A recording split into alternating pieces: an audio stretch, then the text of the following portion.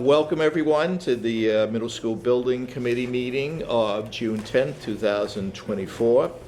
We're meeting today in the library of the middle school, and the reason that we're doing this is we just finished a great site visit of the progress of the construction. I'd like to thank W.T. Rich and AI3 in particular. Thank you for doing that. That was great. Anybody have any thoughts before we get into the meeting on the site visit?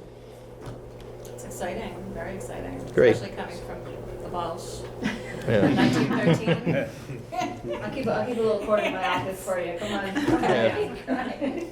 Good. Okay.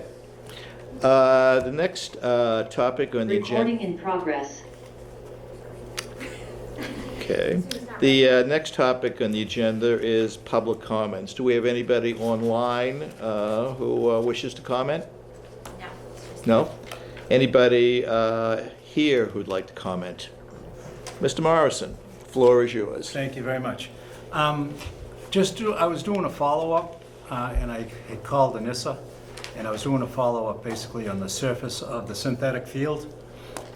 Because in the past, when that has been brought up, it was so far in the future, there was very little discussion of it.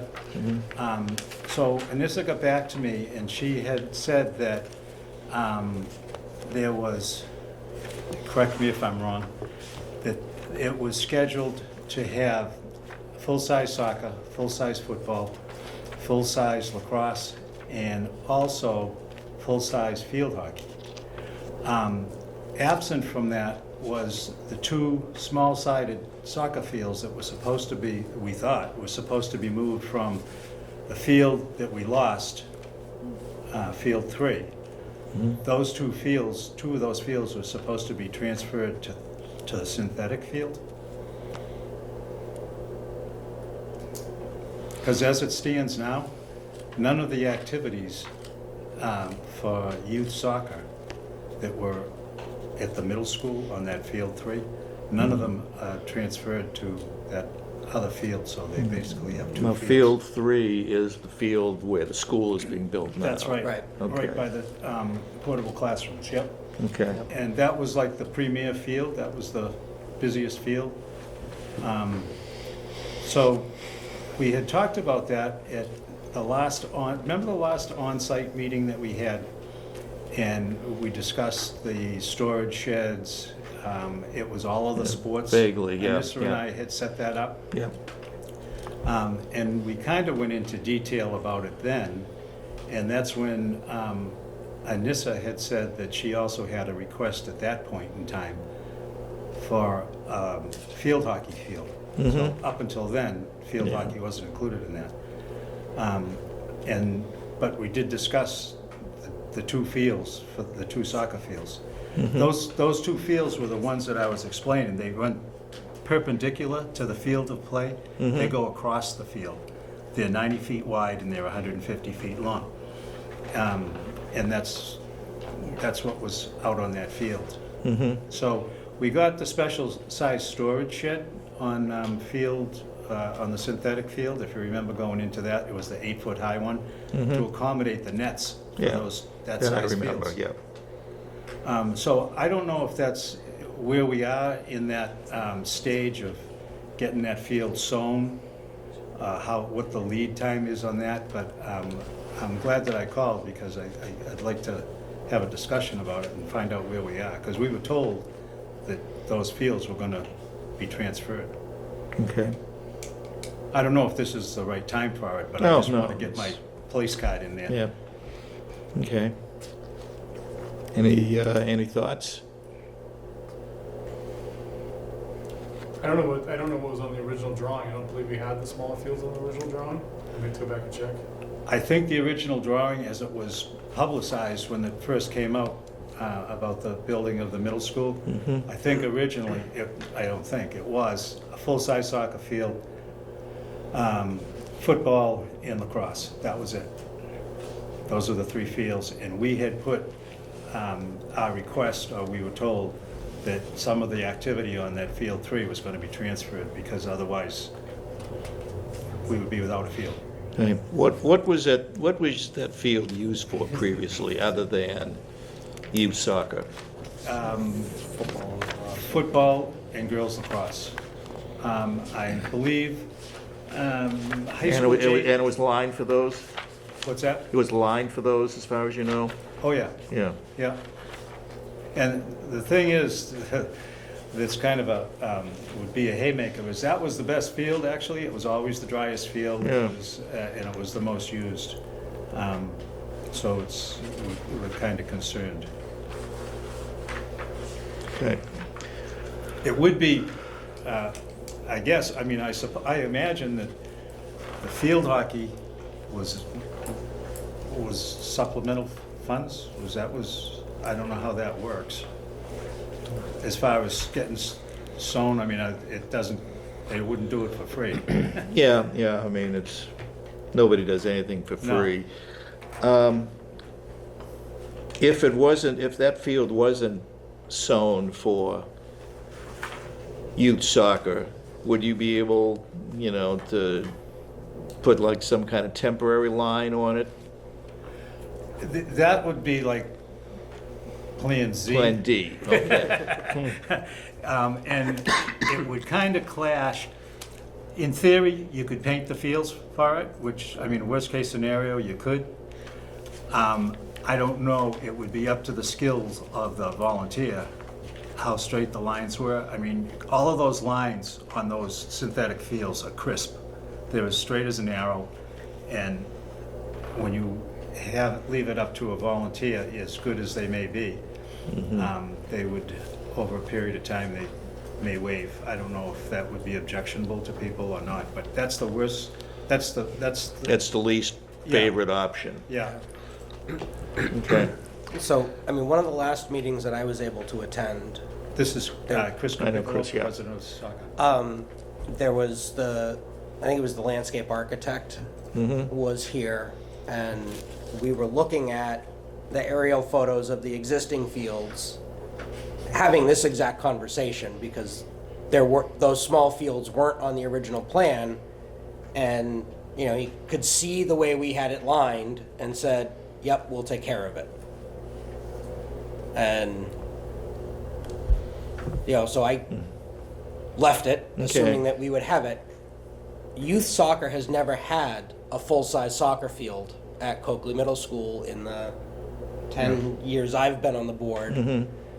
We only have 4-year-olds up through 3rd graders playing here. So, Remember those days well. yep. And a lot of those games happen on Friday nights, so the lights are imperative. Yeah.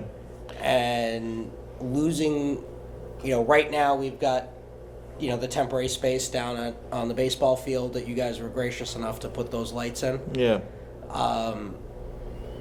But losing those 2 fields, All right. What we'll do is we'll look at it. Yep. We'll see what our options are and get back. Darren? Yeah, I was just gonna say, let me circle back to landscape architect. We can lay it out, make sure it fits. And we should also circle back and see which fields are sewn in versus painted, make Yeah. sure that they're sewn in.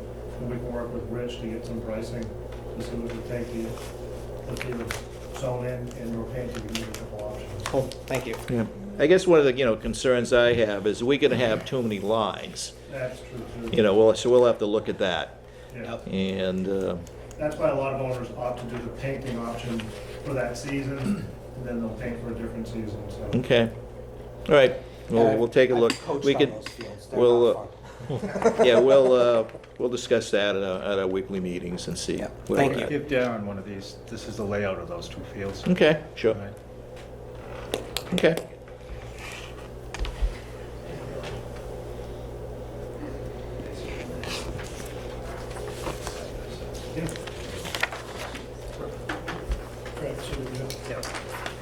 Thank you. Okay, anything else, Rick? No, Chris? that's it, believe it or Nope, not. thank you.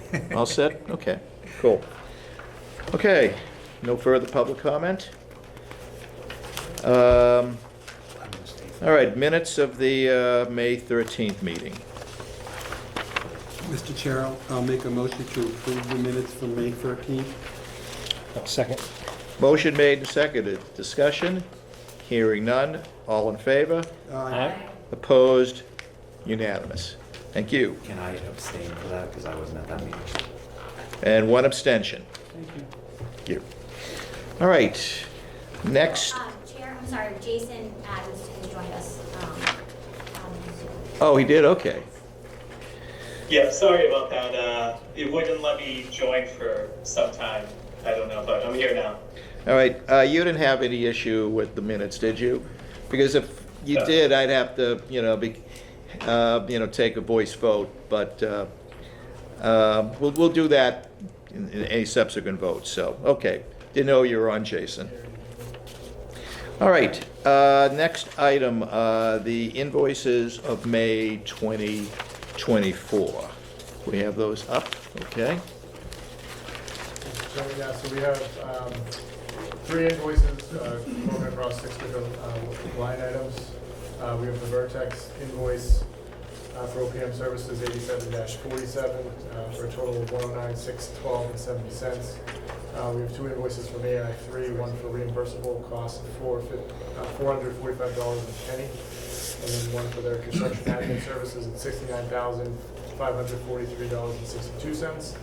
And then we have the WT Rich requisition number 12 for $6,640,153.13 for a total of $6,819,754.46. Okay, thank you. Any questions? Pleasure of the committee? These are all real invoices, right? Did anyone see that Oh, article On today? orange, We did, yeah.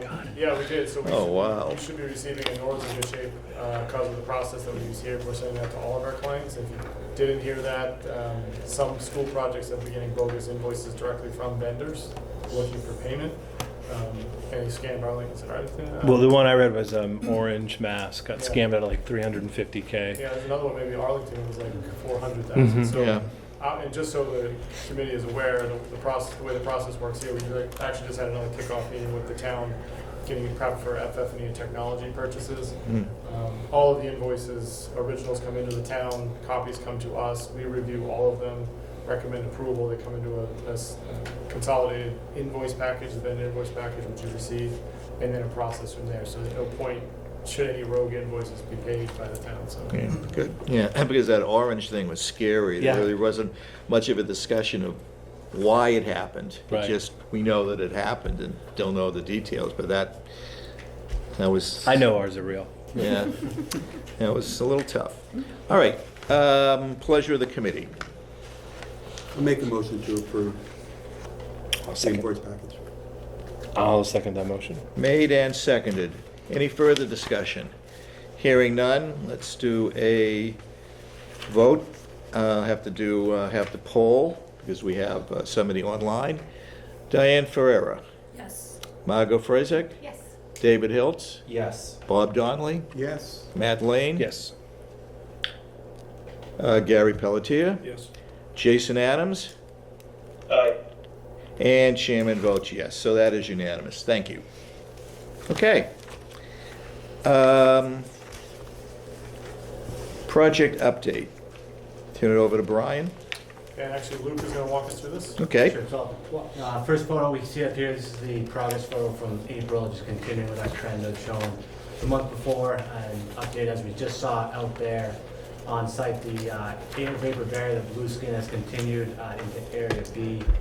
The framing and sheathing that we cannot see in this photo here in area A has been completed and is continuing along with the brick and metal windows at this location. Next slide, please. This is just a more current progress shot of the 3 of the 4 elevations. The north elevation, as I just mentioned, the AVB, the blue skin there is continuing along with the brick. The bottom photo, that's the west elevation. The framing and sheathing was completed there in the last week to 10 days. The AVB will wrap around very shortly. And as we saw up there, the south elevation at the media room, the curtain wall, which has been since completed from that photo. Next slide.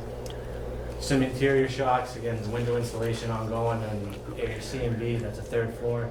Room there at the north elevation, continued insulation, and some of the in-wall blocking has started after the windows have been installed. On the right, that's the ceiling grid that we're seeing starting to frame. I think we were actually just in that room a few minutes ago on the second floor. I believe that's the art classroom in the northwest corner. Next slide. Again, continuing with the interior finishes of the tile we just saw on the second floor, and there's a close-up of the gray that will continue throughout, and then the yellow tile as well there. And some roofing installation. Roofing is continuing, as Bethany mentioned, the main roof, the high roof is complete. This is a photo of the third floor roof above the band and chorus rooms. That was from last week, we installed there. And then the masonry, close-up shot of that masonry with the scaffolding removed at the north elevation of Area C. For current activities on site, just for some major milestones, the slab on grade in the gymnasium was poured in early May. In-wall inspections have been received on the fourth floor in Area C and B most recently to allow those floors to begin insulation and drywall. And then AVB at Area B was completed during the first week of June. Some ongoing activities, as Bethany mentioned, a lot of these mechanical, electrical, plumbing, fire protection, rough-ins are ongoing throughout in-wall and above ceiling continuing in Area A and B. Exterior framing and sheathing is ongoing on the north side, or sorry, excuse me, the south side of elevation Area A. The interior framing continues on the third and fourth floors in Area A, substantially complete in the rest of the building. Mason continues to install the brick at the north elevation of Area B, continuing into Area A. Metal windows continuing at Area B, again, following the same sequence, working east to west at Area B outside the media center right now. And finally, the slab on grade at the kitchen, as we just saw, was poured this morning.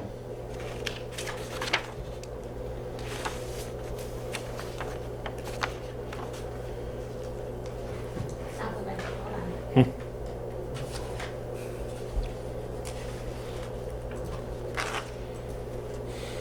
we go. So some of the on-site activities for this week is we completed some additional third-party inspections for rebar, concrete, spray fireproofing, and fire stopping.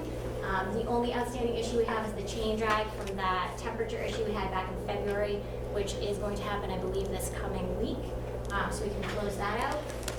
We had the electrical engineer came out to review the electrical room dimensions and confirm that they met code, which they do, so we are all set there. The concrete slab was placed at the gym and the auditorium. And then, as Luke said, the AVB window and curtain wall installations are ongoing around the building.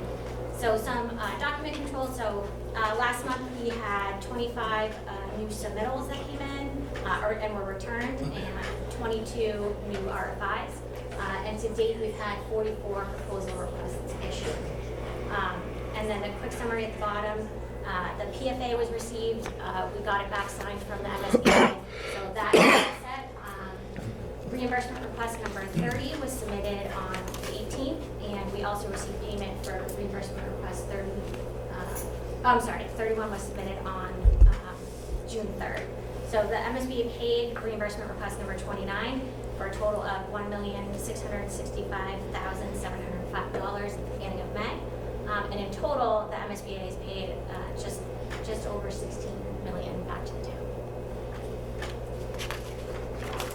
So this is just a quick summary of all the meetings that we've had. So we've had a few additional meetings regarding FF&E. WT Rich has held quite a few more pre-installation meetings as subs start to gear up to be on site. Some important meetings that are coming up is we met with the school committee earlier this month to give them a presentation on FF&E and technology. WT Rich has done some outreach with the 6th, 7th, and 8th grade students. We have our monthly facilities walkthrough coming up and a couple more pre-installation meetings with the contractors.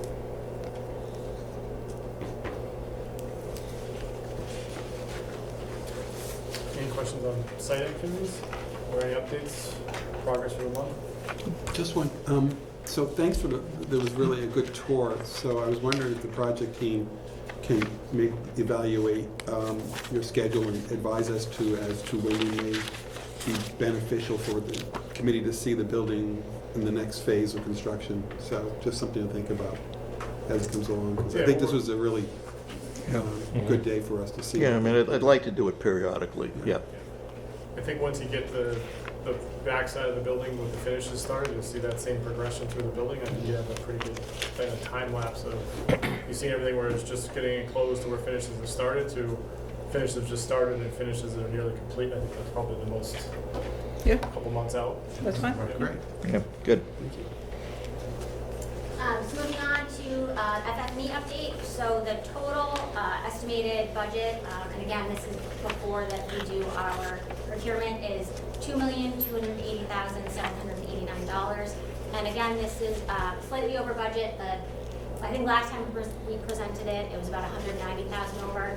We've met with the science teachers and Margot, and we have brought that down a little bit. So we are looking to for approval so that we can start the procurement process.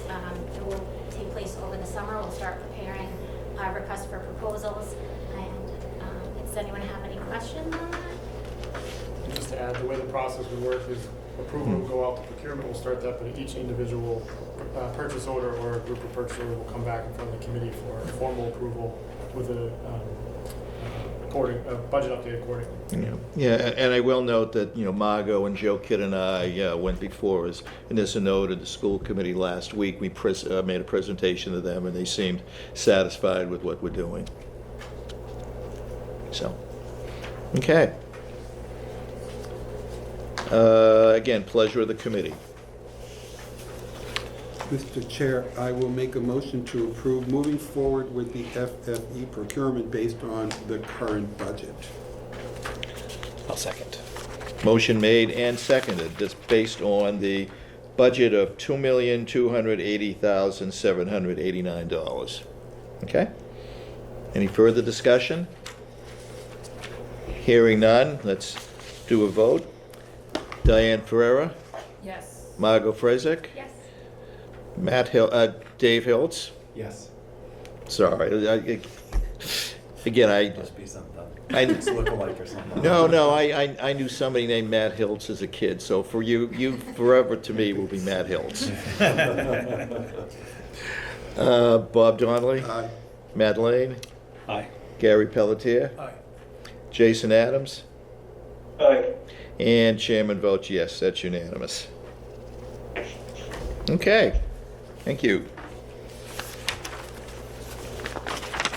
And now we're basically looking at the same thing for the technology budget. And again, Joe Kidd and I have spent a lot of time. He's put together a budget of everything that he anticipates needing for the building, and it'll follow the same process where we will come back to you with quotes, and we'll have gone through everything to make sure that we have everything we need and request your approval. So again, at this time, the total technology budget is tracking at $2,587,463, which again is slightly over budget by just under $20,000. So I think we're in pretty good shape. Does anyone have any questions? Now, as I understand it, like with the furniture, these are estimates, so it's very possible, once we get to procurement, it's possible that we may be able to get better prices. Correct. Yeah, and Joe definitely anticipates being able to get better pricing. I think he's been a little conservative with his estimates, just to give you guys an idea of how it's going. Also, it's a slightly different procurement with him. We're going off of state contracts, so he can go directly to vendors that he's used to using and is comfortable with. And so it's just a slightly different procurement. Mm-hmm. Okay. Questions?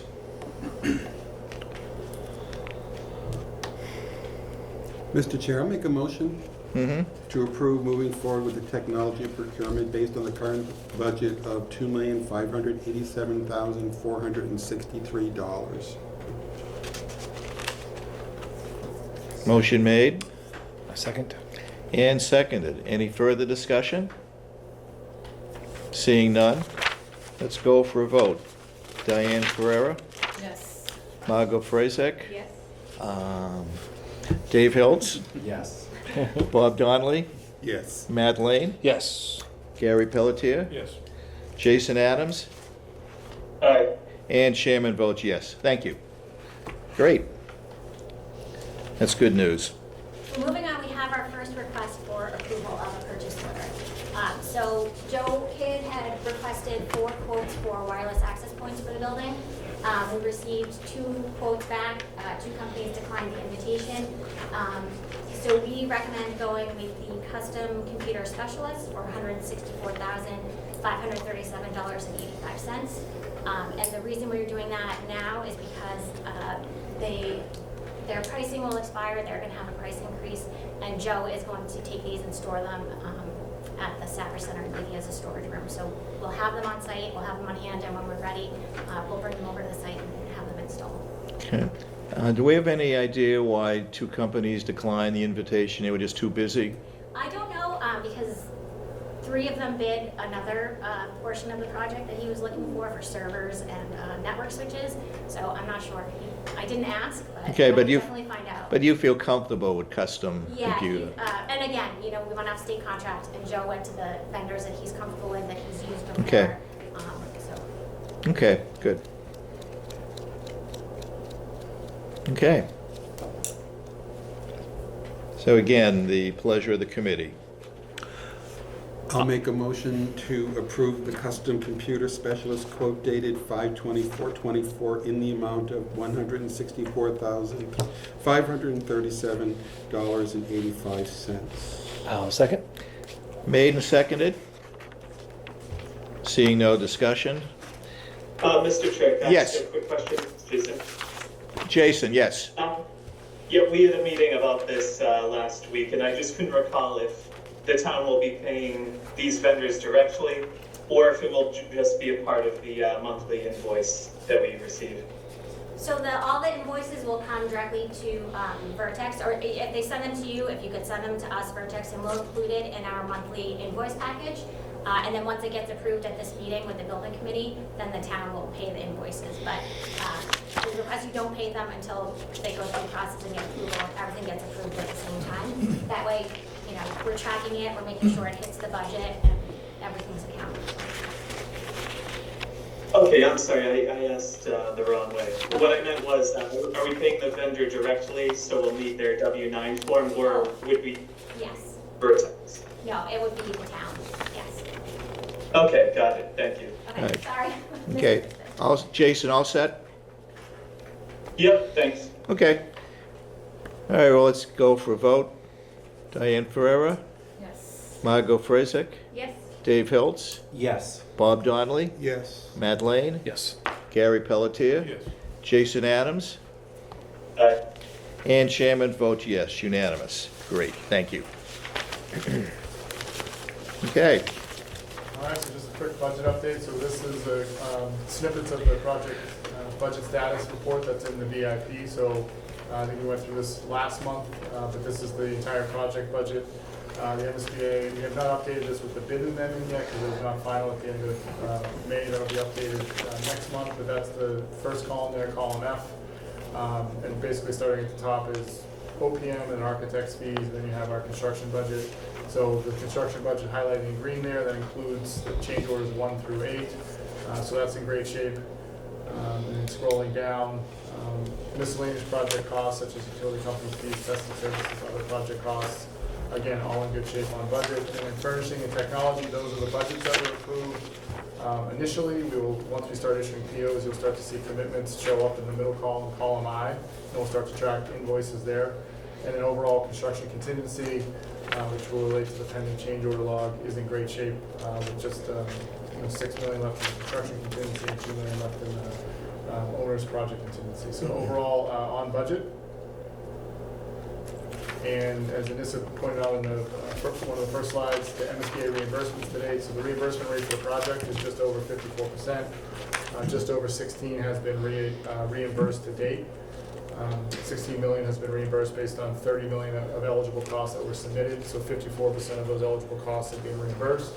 And the reimbursements received represent 36% of the total facilities grant. So the estimated maximum grant is about $46 million, so there's another $30 million reimbursements left to go for the remainder of the project. The key thing to note is that the MSBA's process is that they stop you at 95% reimbursement, and they hold that final 5% reimbursement until the entire project is completed, everything is closed out, all the final auditing is done, and you get that final 5% payment, which these days, just so everyone is aware, is taking a year and a half plus from the MSBA. So that final $1 million to $2 million could be out there for a while. But we track that, you'll know that percentage every month as we start to creep up towards 95. But we're in great shape with the MSBA. Okay. And that also is a report of the vendor invoice package. It actually shows you all of the payment requests that have been sent to the MSBA, when they were submitted, when they were approved, what was deemed eligible, what was ineligible, and then the current status is always at the bottom of that. And Luke's going to talk about the potential change order log. Yeah, continuing with the budget theme, the potential change order log has been passed out, included with your packets. The yellow items are under review between AI3 and Vertex. The green items are presented for approval in change order 9, which I detailed on the next slide, which we can talk about in a second. But if you have any questions for the committee during your review, let us know on the change order log. On to order change order number 9, consisted of 3 items. First off, PCO 71R2 for $1,885 to add some sound attenuators to a handful of the mechanical units in some of the conference spaces and some of the collaboration spaces. This is based on coordination with the submittal of the specific equipment and the requirements of that space. Again, cost there $1,885. Next one, number 77R1.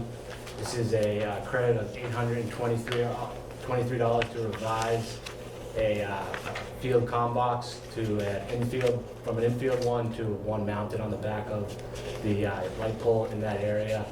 A small credit for just a material change there, no scope differences. Again, just a material difference there for the credit of $823.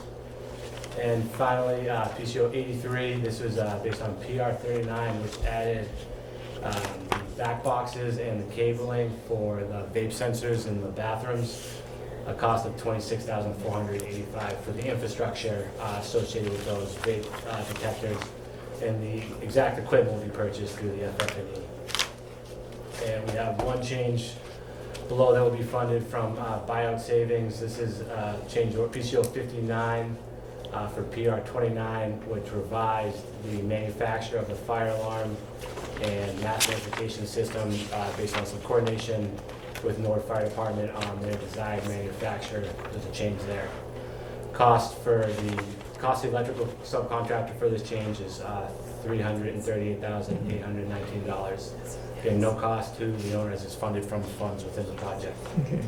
Now, that one was based on a specific request from the Norwood Fire Department. Yeah, the electrical contractor submitted on an Edwards system where the department wants to notify her as the manufacturer for both of those systems. Just to clarify that real quick. Sorry, yes. Notify for fire alarm, but auto call for Auto call for M&S is how we, M&S, yeah. which is what they wanted, Okay. and that's how it's priced. Thank you. Okay, good. Okay. Any Just- questions? Just on that last item for the fire and MS, is that something that we could have included in the original design, or just, how does it work that it's coming before us now? So we did have it spec'd in the original design. It was that the specification was different than what the fire department had wanted. So upon review with the fire department, they wanted to have the 2 systems, basically that it's fully addressable. So the system that was spec was not what the fire department wanted. So it wasn't admitted, it's just So being it's kind of, changed? it was a change. So there was scope in the project. Okay, thanks. Okay. Okay. So we're looking for approval of change order number 9 in the amount of $27,547. So moved. Second. And do we have a second? I'll second. Made and seconded. Discussion? Hearing none. Diane? Yes. Margot? Yes. Dave? Yes. Bob? Yes. Matt? Yes. Gary? Yes. Jason? I- And chairman votes yes, so that is unanimous. Thank you. Okay. All right, I'm gonna walk you through, so the project owns installing new power, new utility poles to the back by the lacrosse fields, and these poles currently feed the existing sports lighting out there. We've run into some complications with the planned location for these new poles. As you can see in the photos, the new poles are right up against, the existing poles are right up against the trees between the parking lot and the community garden. The town has strong desire to keep those trees in place, so we've looked at any way to save those trees, and the solution we've ended up with is relocating the poles. We have two options. First would be an underground option, which would eliminate the overhead poles entirely from that south parking lot, and be a combination of a new duct bank under that parking lot and utilizing some existing pathway already owned to get to the final location at that lacrosse field. So you can see we have four options to propose. This first one would be to delete the blue strand there, which would carry the fire alarm cable from the north parking lot into the building. We replace that with an additional duct bank on the north side of the building from Washington Street, getting to that east elevation, and then the cabling would run inside the building to the master box location at the main lobby. The next location would be to do the same thing, eliminate all the overhead power poles, utilize some existing spare conduits that are already to be installed in a duct bank from Washington Street to the building to a certain point, and then where that green section takes over, that would be a new duct bank tapping off into all the way to the front, basically the front door of the building where the location of that master box is. On the south, same scenario as the previous. The orange would be the new duct bank under the parking lot, and the purple would pick up the existing duct bank back to the location. There is some cabinet relocation to simplify this plan. That's all included in these costs. And then the third option would be a totally overhead option, reducing, relocating the poles away from the trees into the middle of the parking lot, which would be the yellow would be the existing poles coming off of Washington Street along the driveway. Those would remain in place, and then new poles through the parking lot all the way back to basically the entrance of the lacrosse field. And the cost for this option would be a $25,000 add to the project. The cost for the three previous options is $220,000, and then plus or minus 10 to 15,000, depending on the utilization of existing conduit and duct bank already installed. The biggest price would be $220,000, which is mostly all new duct bank, not utilizing any spares already owned by the project. And W.T. Rich and the project will be looking for approval today at this meeting on the underground option in order to get that installed this summer while they're working in the parking lot that Stephanie mentioned earlier. I mean, one of the options, one of the reasons you also had to move from the original option is Norwood Light didn't want the poles that close to the trees either. Norwood Light, yes, and when Norwood Light was out to survey the area, the ground was very, very moist, and there's concern that they would not be able to set their poles in that basically swamp area. The new parking lot does get new drainage, which we think will correct that issue. But again, at the time, it was very, very swampy and not their desired location. Of the options underground, is there one that, like, professionally you guys recommend?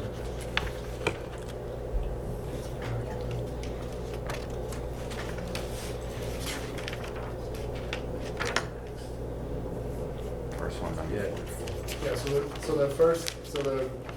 basically this to summarize is that the orange and the purple line represent taking what's on the current poles now in South Park and putting that underground. We would recommend doing that. I mean, I think at the end of the day, that's just a better solution. In doing that by losing the poles, it forces the fire alarm needs a new route, and so what we can do is bring the fire alarm in where the red is shown. Yeah. The first option is creating a dedicated conduit line for the fire alarm. The second option uses a spare that's currently in the design, so while we have a conduit there, you lose a spare for future use. So we wouldn't recommend using the spare, we'd recommend creating a dedicated line. That was going to be my next question. So- like losing the spare. So I think from a practical perspective, having everything on the ground makes more sense, it's more aesthetically pleasing, plus you're not using any spares that you have on the original duct bank on the north side. But that really is a decision for the committee. It is a decent amount, the order of magnitude pricing, we'll get final pricing. Once we decide which way we're going, we'll finalize all those details, but from a do you want to do it or not decision, it's really making a decision on the underground work in the parking lots, because W.T. Rich is going to be working in those parking lots this summer. Okay. Again, we're building a building for 50 years, so, let's keep that in mind, when we're looking at the various options and the costs. I'd move to approve PR number 44 underground. Did I say that right? Yeah, I think we just need a motion to move forward with putting the duct So you don't banks need, underground. you don't need to know the specific, And we'll come back with we'll come back, okay. costs once we have that finally detailed. Okay. But right now, it's the decision, do you want to go underground or not? Good, okay. Motion made to go underground. Do we have a second? Second. Any further discussion? Hearing none, let's take a vote. Diane? Diane? Yes. Margot? Yes. Dave? Yes. Bob? Yes. Matt? Yes. Gary? Yes. Jason? Aye. And chairman votes yes, unanimous. Great, thank you. Okay, So we officially saved those trees, right? yes, we have. Sounds good. Are they money trees? And finally, this is just an update on the electric vehicle charging stations. What will be installed, day one of the project or when the building's open. So the project owns installing 3 dual vehicle charging stations, one at each of the 3 parking lots highlighted in orange here, one at the north lot, south lot, and then one right in front of the main entrance. The project also owns installing infrastructure and conduit to the 2 future locations identified as the highlighted yellow here, which can support up to 10 stations. And the cost to add 1 additional station at those locations is $36,200, and the breakdown is below for concrete, the site work to get there, the conduit, and then some painting, and signage of bollards, things like that, and the electrical cost, obviously the main cost there, including the unit there.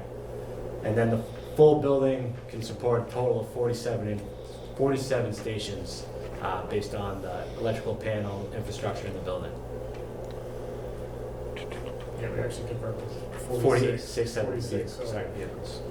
So the situation you have here is that each station has 2 chargers for 2 cars. We currently own putting in 3, and then the 2 yellows would give you 10 stations apiece for 20 cars at each location at a future time. The question that we have tonight is, the infrastructure will be going in underground, but day one when you open, do you want to have 46 dual charging stations installed, or is that something you want to think about and potentially do later? To install a new station is roughly $36,000 at each station. So order of magnitude on that is, do the math, it's $600,000 to have 20 stations throughout the site on day one.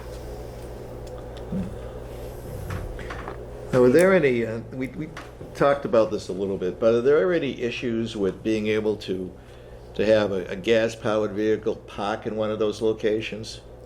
Do we know? No, it doesn't. Having a gas-powered park in those locations shouldn't have an issue. I mean, other than the courtesy of Right. an electric vehicle, but the electrical vehicle stations do not affect your parking count required. If I understand that correctly, so you're not limiting your parking for the spot because you still have parking for a vehicle. Okay. Okay.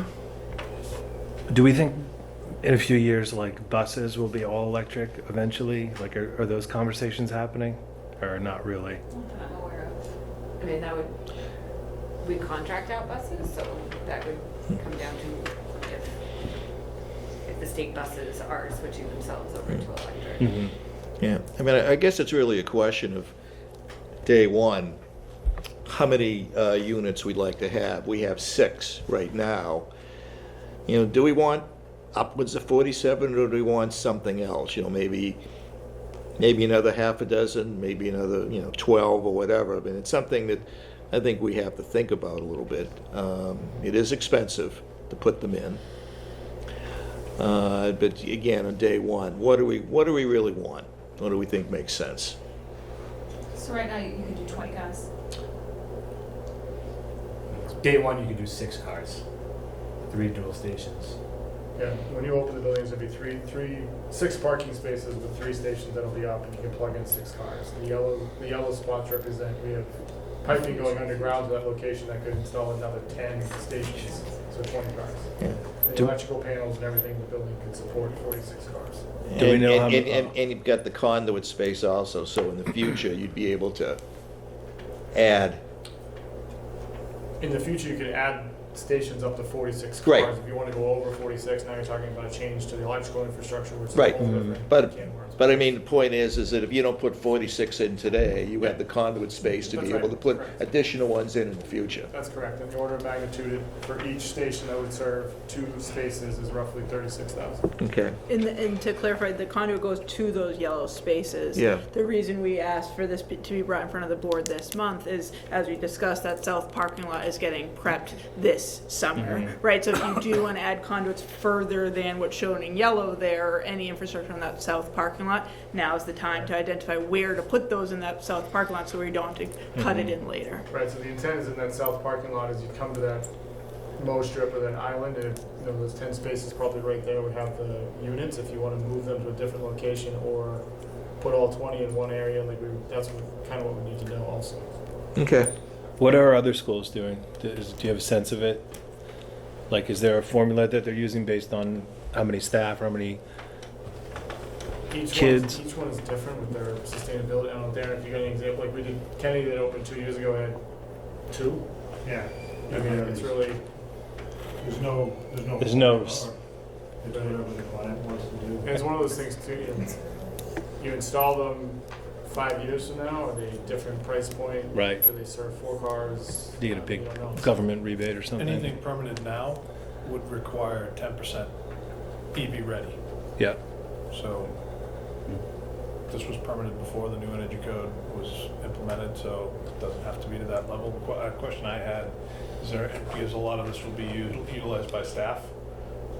We have specs on the charging stations. Are they smart charging stations which will notify the vehicle owner that the vehicle is charged so they can come move the vehicle out of the space? which is I don't know off the top of my head, but I know the exact model, I can look into it, but I don't know. That's what Moderna does at their site, is you pull up, you park in an EV space, you charge your car, you have to put your phone number in, the charger will that's notify cool. the vehicle Okay. owner when the vehicle's charged, and they're required to go move their vehicle out of the space so that somebody else can use it. So that way you don't have, if you can only charge 6 cars, you don't want 6 EVs parked in the same spot every day if there's gonna be more than 6 EVs Okay. Yeah. that need it. So, same Well, thing on weekends and so forth. So That's what I say, like, something to think about. at night, and families that are coming for soccer and all these things, I'm sure they would get utilized, but it's a hard thing to just say, we need 20, we need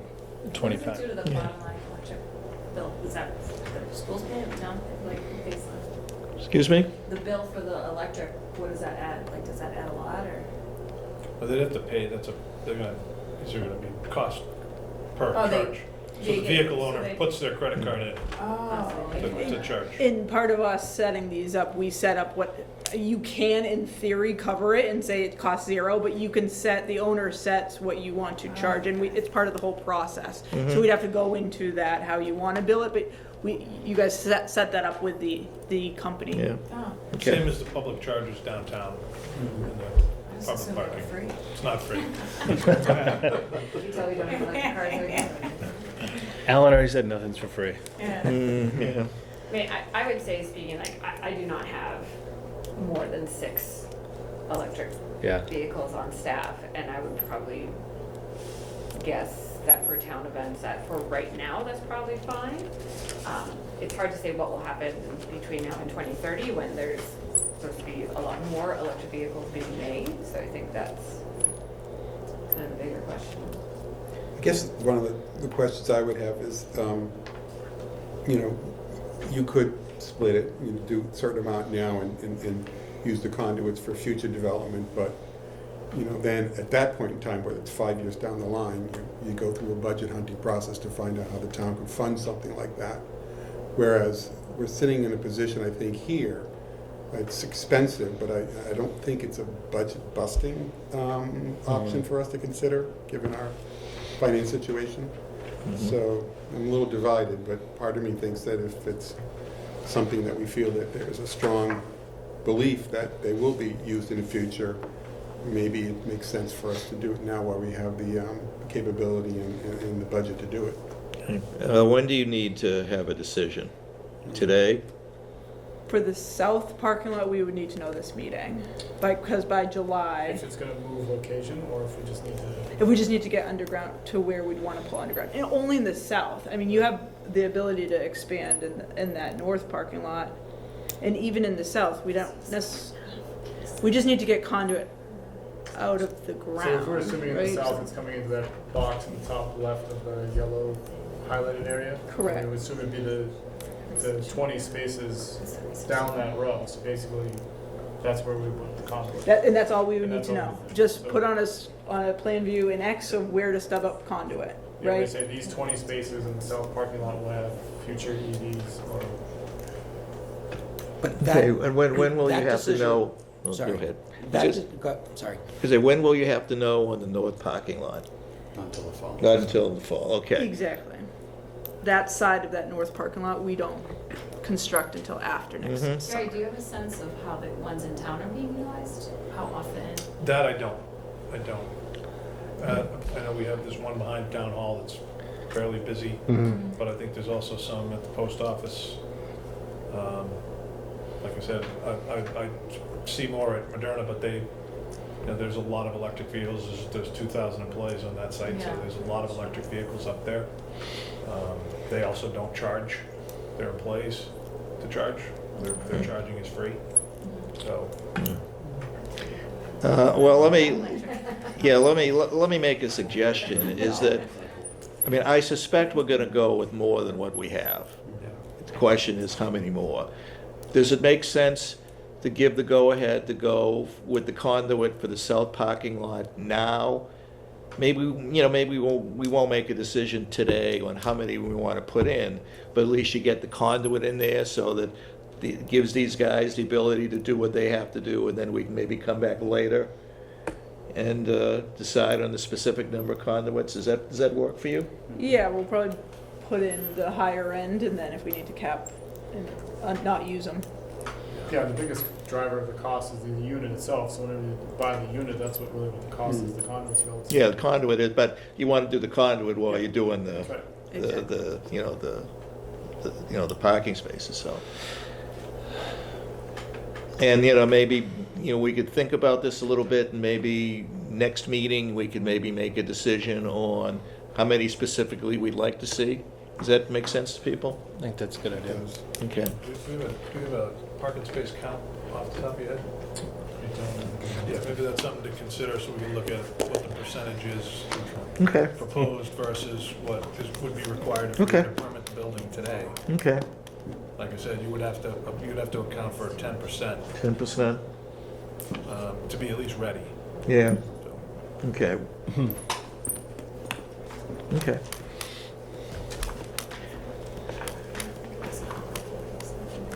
Alright, so we'll move forward with conduit and a layout in the south parking lot. Next meeting, we can determine how many units you actually want to install for day one. Okay. We go from there. Do we need a motion to that effect, or you can? No, I don't think so. It's already in the scope, right? Okay, good, okay.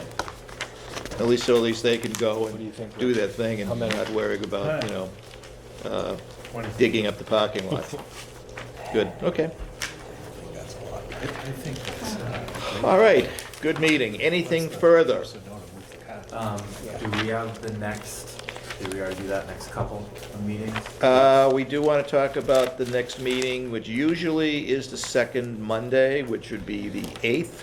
However, we're wondering if it would be a problem for people to maybe meet on the 15th instead. I'll be away. I'll be away on the 8th, so the 15th works. Yeah, it works. Okay, so let's try for the 15th. Yep. And at this point in August, it'll still be the second Monday unless we find out something else, is an issue. Okay? Good. All right. So we're meeting next month on the 15th of July. Good. Okay, anything further? Hearing none, I'll take a motion to adjourn. So moved. Motion made and seconded. I'll just do a voice vote. All in favor? Aye. Opposed? Unanimous. Thank you.